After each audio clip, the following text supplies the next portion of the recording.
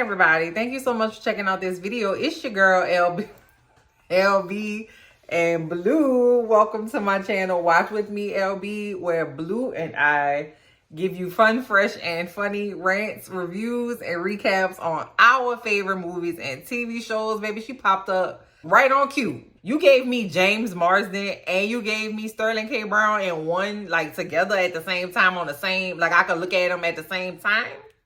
Thank you, Hulu.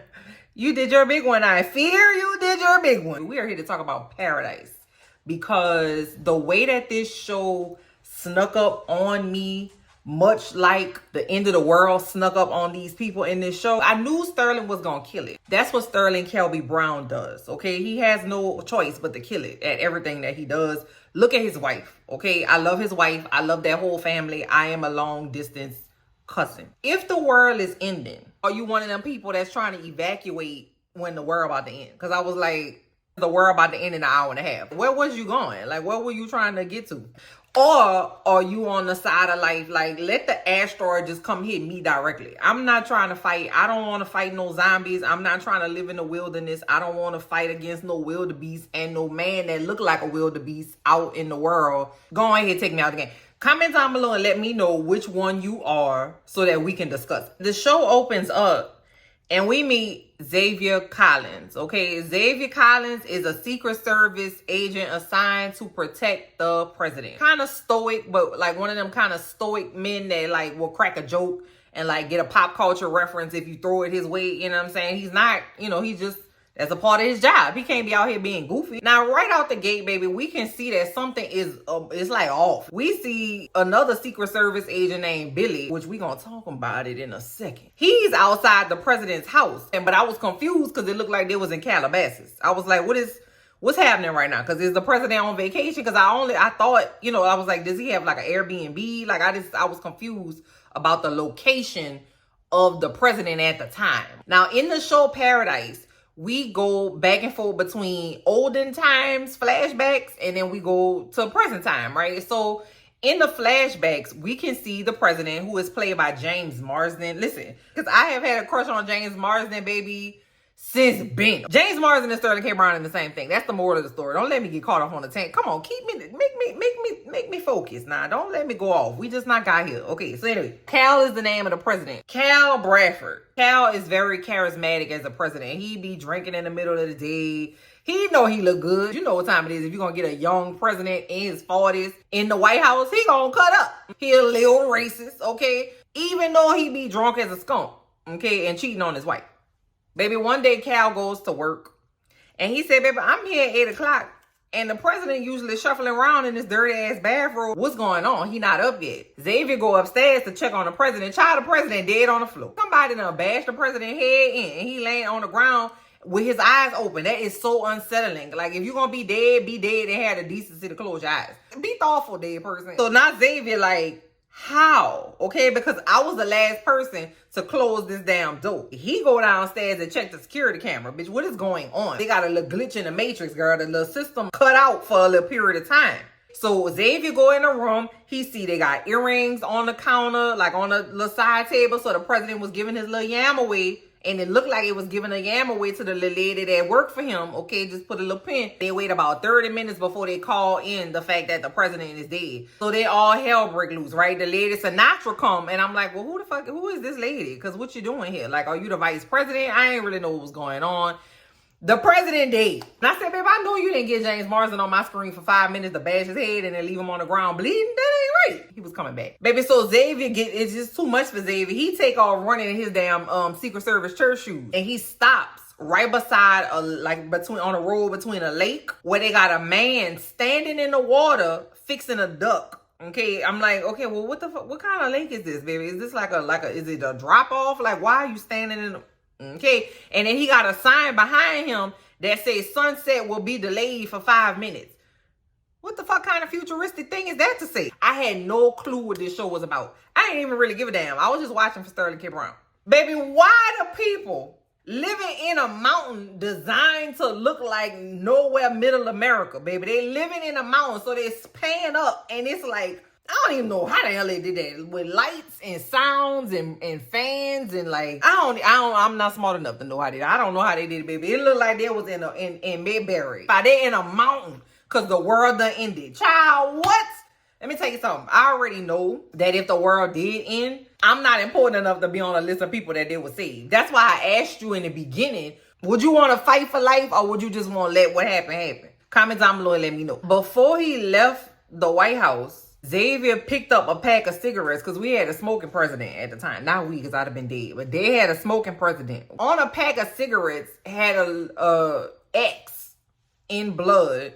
And Xavier pocketed the cigarettes and shot up out of there in his church shoes. So when he get home, he opened up the pack of cigarettes and see that one of the cigarettes on it is written the number 812092. He don't know what the hell that means. But we do see that he's now being interrogated because he the one that found the president and he the one that, you know, it took him a little minute to call it in. You know what I'm saying? Because it's supposed to be see dead body, call the people.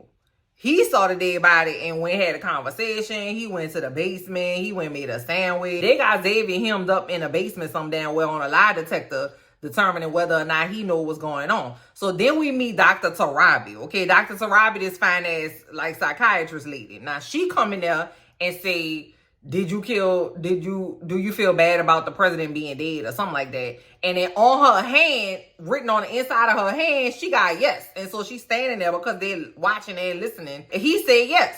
And in some kind of way that get him let out the interrogation. What kind of shit? What is going on? Because in normal America, that would have got you waterboarded.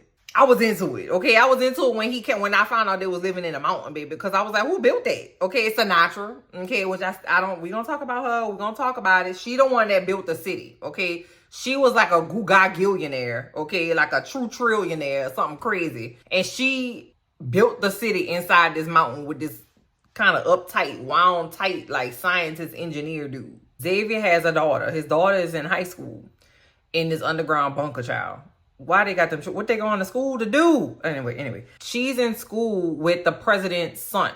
Now, the president's son knows that his daddy is dead. The grown folks in the mountain bunker neighborhood, they putting together a plan, right? So the lady, Sinatra, she writing the president's eulogy, why his wife not doing that, or his daddy, or somebody from the jump, something about that lady was off. I didn't like the cut of her jib. The grown folks are preparing to tell the rest of the community that the president is dead. They're going to tell him that he died of natural resources. That he died on his own, child. What's the name of the word? How you go? Natural occurrences? I don't know. You know what I'm talking about. Presley sees that the president's son, who is very much like a 2025 Jordan Catalano type vibe, sneaking off. He not going to the little community meeting. So Presley, who don't go where she's supposed to go, she don't follow directions. Now, I'm not mad because I ain't follow directions either when I was 16. Girl, now it's not the time. They go to the library. They doing a little shoo-shoo kiki. Everybody else in the neighborhood that follow directions go to the little community center. They got a whole damn arena, baby. It looked like you could go down there and see Burna Boy. Okay, if he was one of the lucky ones. Xavier goes to Dr. Tarabi's office. Say, what's tea, baby? Because I know you know something. What's going on? And being a psychiatrist or psychologist, I don't know what that lady is.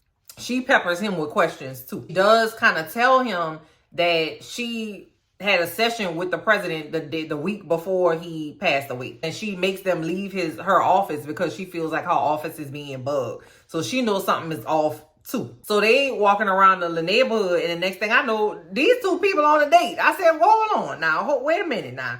The president dead, y'all live inside a mountain, and Xavier don't know where his children at.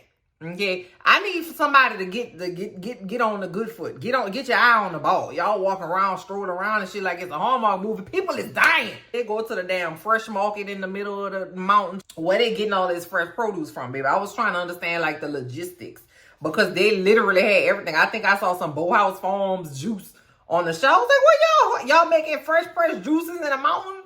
What y'all got going on? I'm trying to figure out how you gonna do an investigation and do a date at the same time. That's how you really multitask. And that's a level of multitasking I desire to have one day. He walk her home. They start smooching on the porch. And then the next thing I know, Sterling K. Brown got his booty in my face. And then the lady say, don't trust Billy Pace.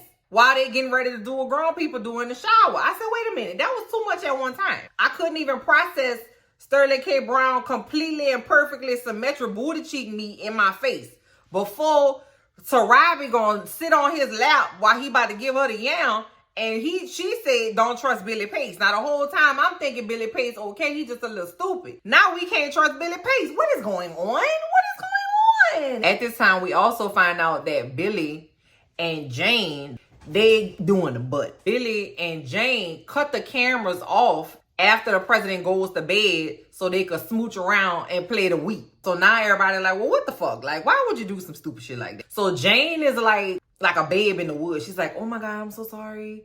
I didn't know. I really didn't understand. You know, I'm like, well, how the fuck you get to be Secret Service? Because you can't be a babe in the woods if you're a Secret Service. And I was like, I'm going to put a little pin right there. And I'm glad I did too. It's on sight for Jane.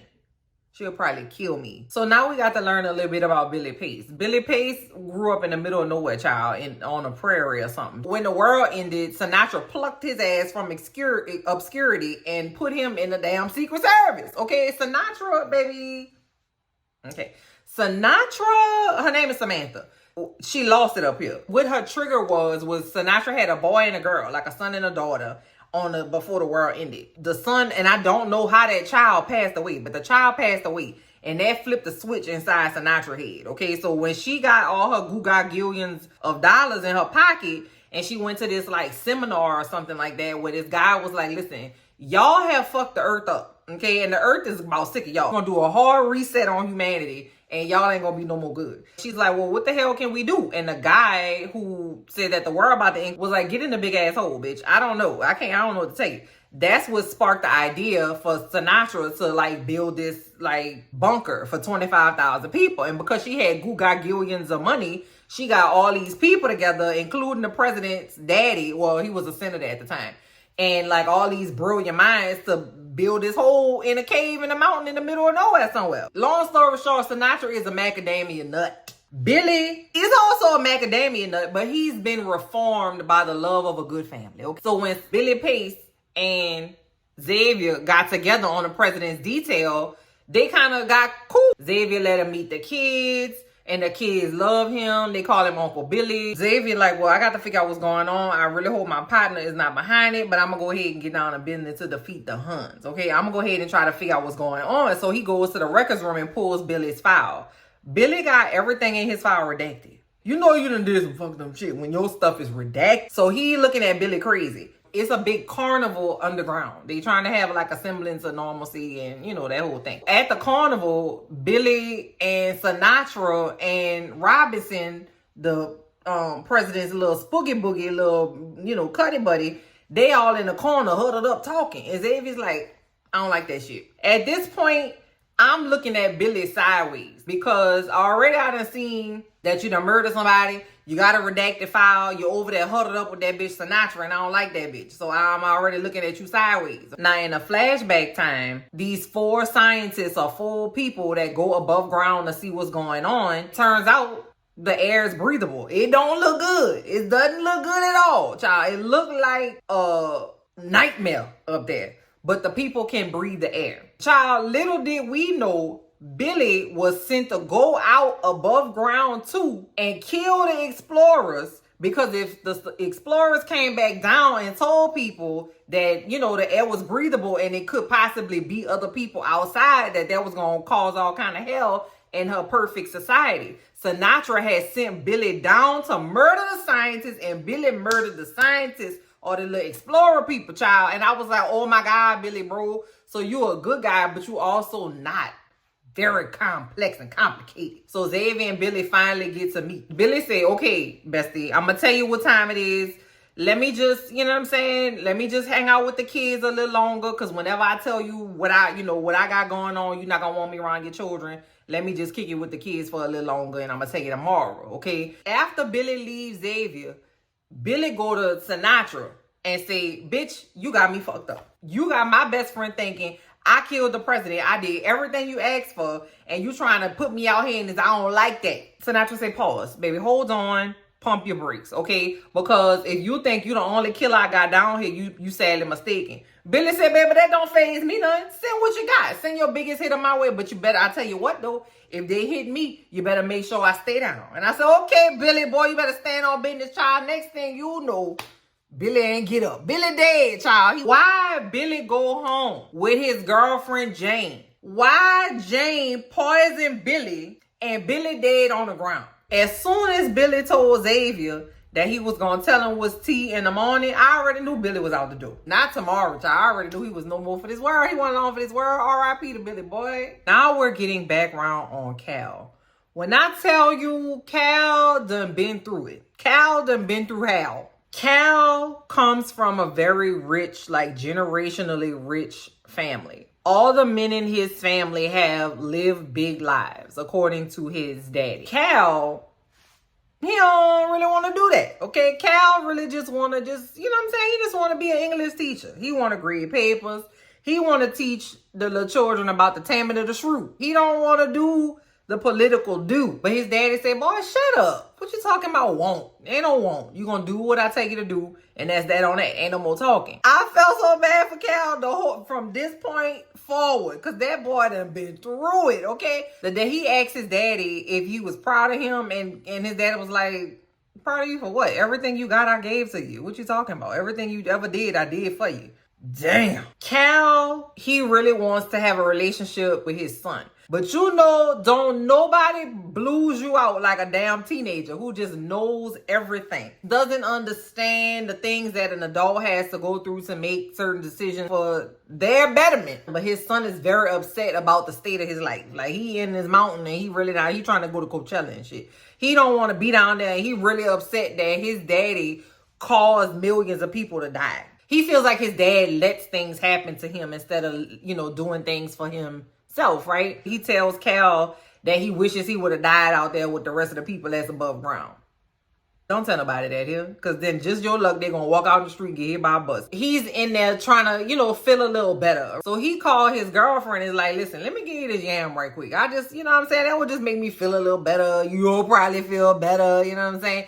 And Robinson is like, bitch, I am not a hooker, okay? I am not a sex worker, baby. You don't just be called, you don't summon me to come over here and give you my vagina and you gonna give me I don't like that. They're not reading from the same book, okay? Because Cal is like, listen, I'm married, my love, and I'm also the president of this fake ass United States of America underground. Like, it's like an asterisk by United States of America, bitch, because it ain't nothing. I'm doing what I could do. Robinson really loves Cal, and she wants to like be with him, right? But Cal is like, listen, let me just give you this yam right quick. Robinson don't really want to hear that. She about to leave out the door, and Cal said, girl, you remember how we was talking about guns that one time? I got buku guns, girl. Don't leave me, okay? Just stay with me. Don't break up with me. Stick with me, and I'm going to take you shooting, girl. We're going to go outside in the basement of the arena, and the code to get in the door is my inauguration date. That girl said, boy, get the hell out of my face. She had left. The hits just keep on coming for my boy, Cal, okay? So, Cal sitting there thinking in a flashback about how, he really ain't stand on business, like talking about it. And he just was kind of like, I don't like this shit. I don't know. So he get the little tablet where they keep all the secrets for the United States of America with an asterisk, okay? And he going through it and he see that he, as the president of the United States, don't have access to all the stuff. Some of this, how you gonna restrict me? Bitch, this my country. Now, this is a flashback, but it's like a close to the present flashback. It ain't that long ago. It was right before he died. So he knows that his daddy has all the access to all the things. So he go downstairs, use his daddy's fingerprints and stuff to get into the tablet and see that it's been going down all up under his nose and he ain't even know. So he go see Dr. Tarabi, and he like talking to her about, what's going on, and tells her that he don't trust Billy Pace, but the way that he did that was the same way that she, wrote the thing on her hand. He wrote it on his hand, Billy Pace, because he ain't trust Billy Pace. He ain't know Billy Pace, was a stand-up guy. He just knew that he shot them fucking people. My man's is going through it. That's why he was like, bitch, I ain't putting on no goddamn clothes.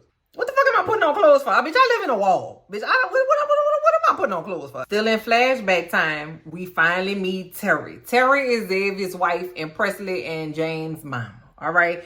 Terry is very, very smart, very headstrong, very feisty. Terry do what she want to do, and that's all. At the White House, Xavier's at work, and he walking Cal through the protocol, like, when the world ends, this is how we gonna do. We gonna do the message to the nation. We gonna walk down this hallway. We out the door in the helicopter. It's gonna take 2 minutes. And then Cal says, hey, Xavier, I think it's really time you really put your foot down with Terry, because, you know, she be going back and forth to Atlanta. Now it's not the time for all that. She needs to stay with her ass right here in D.C. And Xavier said, well, baby, my wife don't listen to me. She ain't never listen to me.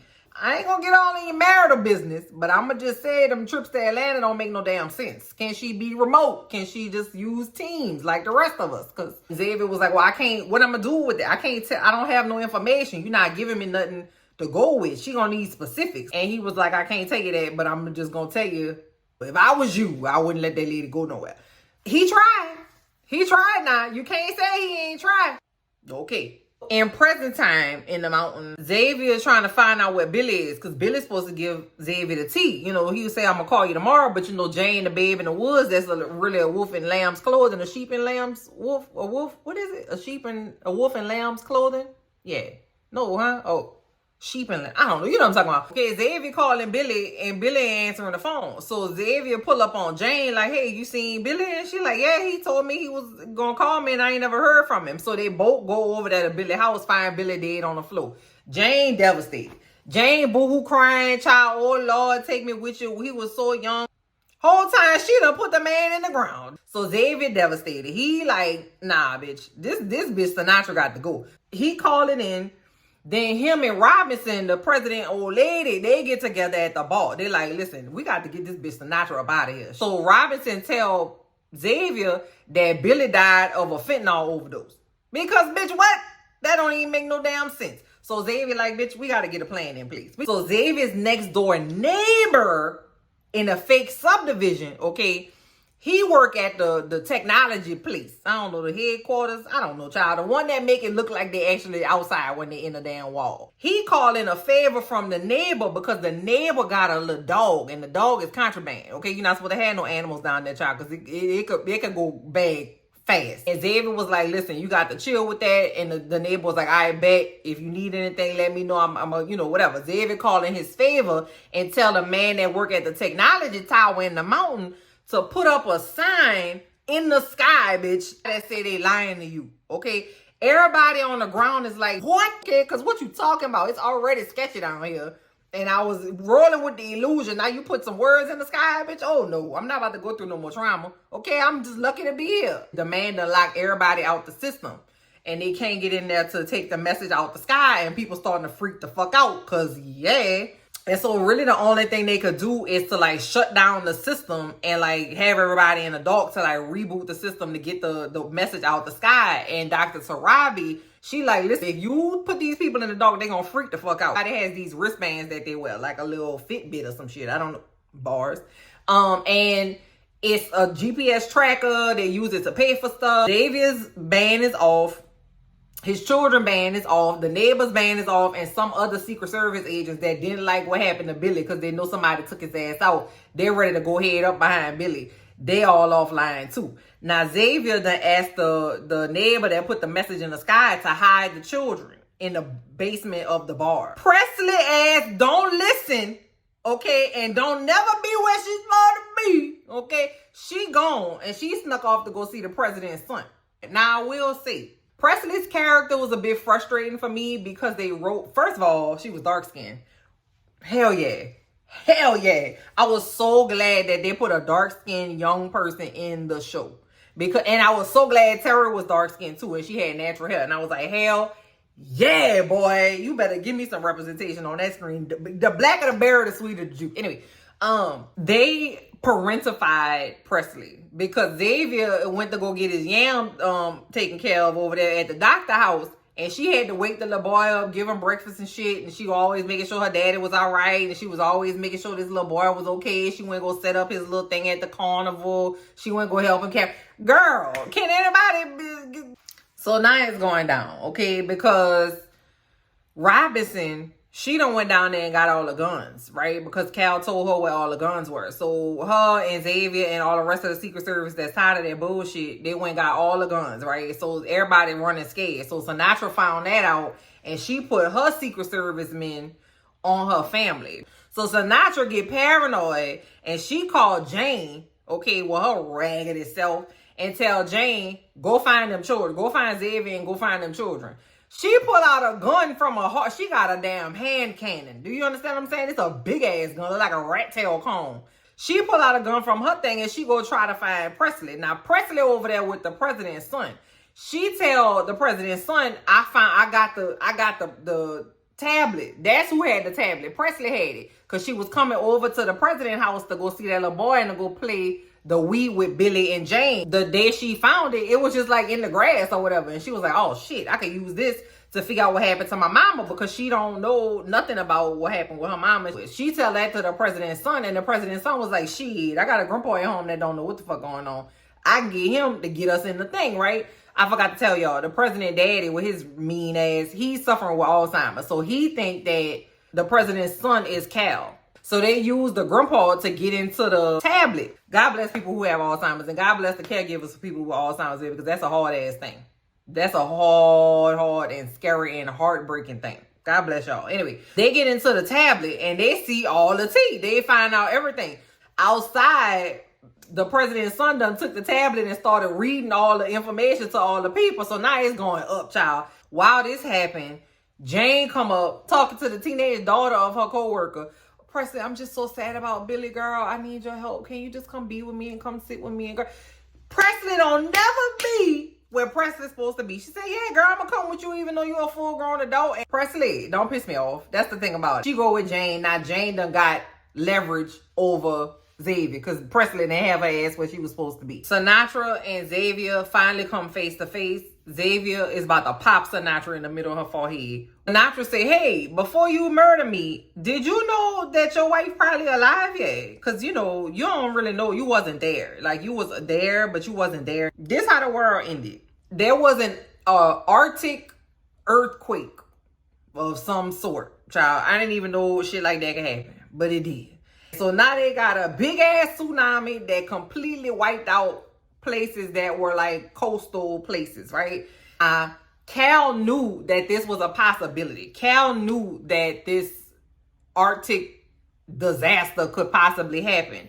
But he was told by all the people that if it does happen, we are going to be prepared for that. Like, we're going to have signs that it's about to happen, and we're going to have a couple of days before people start dying. But it didn't work like that. The earth was like, bitch, you don't know me. And the earth had said, and then next thing you know, everybody is dead. The thing that got me about the way that they showed it, it was so well shot that I felt as though I needed to make a decision for me and my family. Am I about to just go ahead and meet my maker? Like, what was it? I felt so anxious and tense watching this exchange between all these people. Child, they go to the White House and all the little people around the table, that motherfucker gonna say, Florida is gone in an hour. Bitch, what? It was a reporter, and the reporter was on a roof of a building somewhere, and I feel like she was in LA or something. I don't know, child. And if something say, boom, girl, all the lady hair go from the left to the right side. And she said, oh, yeah, that's the sound, because the shit moving so fast is breaking the sound barrier or some shit, and it happened again. The lady nose start bleeding from it did not touch the lady, no. It was sound that made the lady nose bleed. Child, they pan over to the left, and it's a tsunami the size of Godzilla's great-great-grandfather coming to just take over the whole city of downtown LA. Not over there by Xavier and Cal. Cal is preparing to address the nation, but he's doing a pre-approved address to the nation. Okay, and he trying to like be all bright-eyed and bushy-tailed. We gonna be strong together. Bitch, who is we? And because we about to be dead. You don't, what you lying to me for? Okay, you don't got to lie to me. Just tell me what's going on. Give it 20 to 30 minutes, you're gonna be dead. Okay, just tell me that. Don't be lying to me, because I'm gonna be at my house rubbing my feet together. Xavier is trying to get in touch with his wife who didn't sit her ass down, just like her damn daughter. She in Atlanta, And the nuclear weapons that the people supposed to send is supposed to hit directly in Atlanta. He trying to talk to the wife, but because all hell breaking loose, all the signals is down, child, people, everybody, you know. He also has to do his job because it's starting to get a little tense in the White House, right? Because it's actually people that work there that don't know what's going on. So they watching the lady get swept up by the tsunami on TV next door to where the president is like, bitch, I'm about to go. They also have this agent that's like his third day on the job. I'm like, bro, you know you ain't going nowhere. It's your third day and we got to choose who living, who died today. We don't even know you like that. So Cal go ahead and record the bright-eyed and bushy-tailed message to the nation. And he keeps seeing this man that works at the White House. Like, he's a custodian and he like sweeping and mopping. This a black man. He got his head down, baby. He doing what he got to do, baby. He pushing this little cart and minding his little bit. And Cal is like, let me go over there and talk to this man. Child, he go talk to the little custodian and he remembers the guy, right? And he's like, hey, you know, you're not panicking? You don't know what's going on? And the man was like, well, you know, I was over here for COVID, child. I've been here for 8 administrations. Y'all be running around and shit. It'll be all right. And Cal was like, you know, I think it's a little different this time. You might want to go ahead and call your family and stuff. He was like, nah, I'm going to talk to my granddaughter. We all getting together for her birthday tomorrow. Ain't no tomorrow, Lord. So then the president was like, you know what? This little come together Jesus meeting message I done left, I can't do that. These people got to know what's going on so they can at least get together and be with their family and say goodbye. I need to record a real deal Holyfield message. I want to go live. I want it to be now. And so he recorded a message and told the people, listen, bitch, the world about to end. So go ahead and go ahead and leave work. Don't even put your PTO in. And go over there by your grandma and them and have a little sit down and talk to her. See if she could tell you a little story and shit. Make it a short one. Now, while he did that, Xavier done went to the little security bank and got all the guns and investing shit out. Because he was like, bitch, you about to tell people that the world about to end, and then you about to be whisked away in Air Force One to a private secret location, and all these motherfuckers about to die. This is not gonna go over well. It was getting real hectic on their way out because everybody was like, Mr. President, help. Like, you just gonna, like, you only got access to Air Force One because of me. You about to leave me? You talking about, I'm not talking about him because I don't even like him. I'm talking about me. I'ma die in the White House. It's ghosts in here. And the staffers was starting to panic, like the people that work in the White House. They was panicking, child. They had to shoot the people in the damn White House. So they finally get out the White House and they get on the lawn where the helicopter is waiting to take the man to Air Force One. Baby, it went down on the lawn. Everybody had ran after the president trying to like at least see if I can get on it. Can I get a ride, bitch? Can you at least drop me off to my house? So now Xavier's still trying to get Terry. Every time he get Terry, the phone line go down. He can't tell her nothing. She can't tell him nothing. Xavier was like, listen, I can't, my wife, she over there at the airport. Like, I don't know what to do with her. So he talked to the like Joint Chiefs of Staff or something and told Terry to try to get the Rogers Air Force Base in Atlanta. It was 45 minutes from the airport. And I said, bitch, she ain't never gonna make it. The one thing I know about Atlanta, that airport gonna be packed.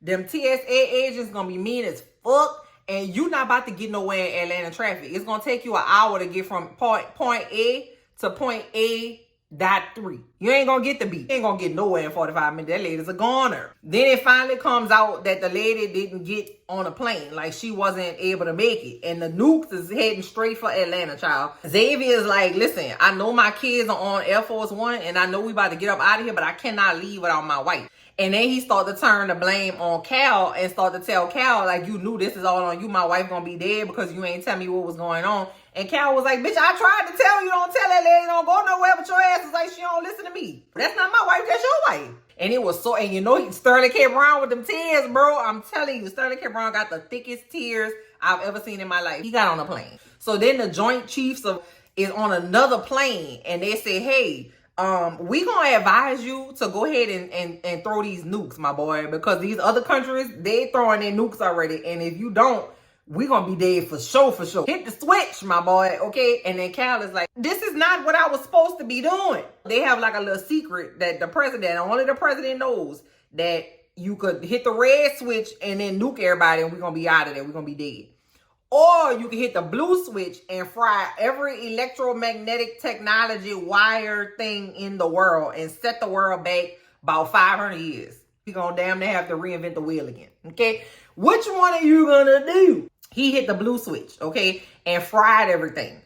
in present time. She said the wife was alive. Now it's time to find out what happened to Cal. When they were building a hole in the wall, there was a project manager for the whole shebang, okay? His name was Trent. Trent had got really close with the workers that were doing the actual work. One day, Trent finds out that the environment down there in that hole is not healthy, that what they're unearthing is toxic to them, and he wants like the whole thing to be shut down. But he tells like the guy that's over the whole thing, and the guy that's over the whole thing is like, well, I'm gonna go ahead and cut you out, my boy. I'm gonna let these workers work because I'm not about to find nobody else.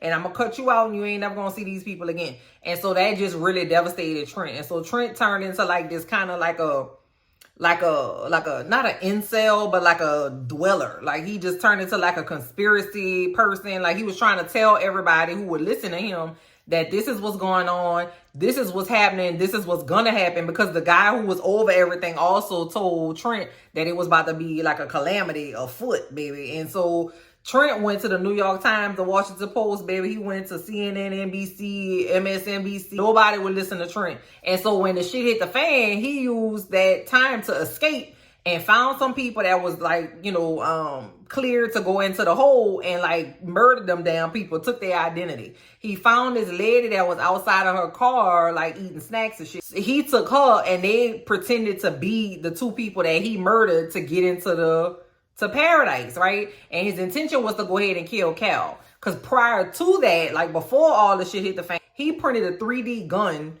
and tried to assassinate Cal. And Xavier ended up getting shot. And that's kind of what was the catalyst for Cal and Xavier's friendship. So he was like, you know what do I want to ruin this for, bro? What am I going back to? I'm going to just kick it. You know what I'm saying? They got chicken and, you know, I can watch my little TV and stuff. I can read books. I'm going to just chill down here. And he let go of all his revenge plot. So then one day when Cal came in the library in his bathrobe to go make a CD for Jeremy, he was like, oh, yay. Bitch, I was supposed to kill the president. I forgot about that. On the worst night of his life, here come the librarian, bust him in the head and murdered him. Boy, I felt so bad for Cal. It just like the hits just kept on coming until they stopped. And then he was dead. Xavier, he remembers that he was like, oh, maybe the code on that cigarette 812092 comes from the library. So he used the Dewey Decimal System to find a book in the library that was about Peter Lawford. And his daddy said that Cal was Peter Lawford. And Peter Lawford back in the day was in the Rat Pack only because he was like in proximity to famous people. And so in the book on Peter Lawford, he wrote down all the information, where everything was, codes for stuff, how to get in, how to get out. When Xavier found that, the librarian bust Xavier over the head and took the goddamn book. The man get away. He ended up killing himself. Xavier, with a concussion, go find Sinatra. Sinatra done told Jane to take care of the problem or whatever, but she was like, hold off on it, but I might need you to go ahead and kill Presley. Jane tells Sinatra the problem is handled. And so Sinatra in her mind is thinking, well, she killed that little girl even though I told her not to. So then when Xavier come to tell Sinatra, bitch, the jig is up. Okay. Sinatra said, you know what? I am so sorry. Your daughter is dead. I do apologize. Xavier falls to the ground. And instead of being like devastated, he pull a gun out his like ankle boot or something and kill the security that's in there with Sinatra. And then he go put a gun to Sinatra's head. But before he could take Sinatra out the game, Jane come through and shoot Sinatra in the damn throat. I said, damn, that was quick. It just happened so fast. Jane had asked Sinatra for the weed that was in the president's office. And Sinatra was like, I don't talk about no goddamn weed. All right, then. So when she shot Sinatra in the chest, she go over to Sinatra. Now, had you gave me the weed, we could have avoided all of this. That girl is nuts. Presley not dead. Sinatra in the intensive care unit. Jane at the house playing weed. And Xavier on his way out the thing. He done got into a plane because he gonna find his wife. And he leaving. That's how the show ends. What? Child, the show was so good. It just, me and my daddy is 76 years old, 77 years old. My daddy was so into this show. My cousin that's 21 watching, generational. It's a generational smash. It got renewed for season 2. Here's hoping we don't have to wait 17 years for season 2 to come out. Comment down below and let me know what you thought of Paradise, y'all. And also, don't forget to tell me whether or not you will want to live or just go on home to glory if the world was about to end. I'm going to talk to y'all later. Bye.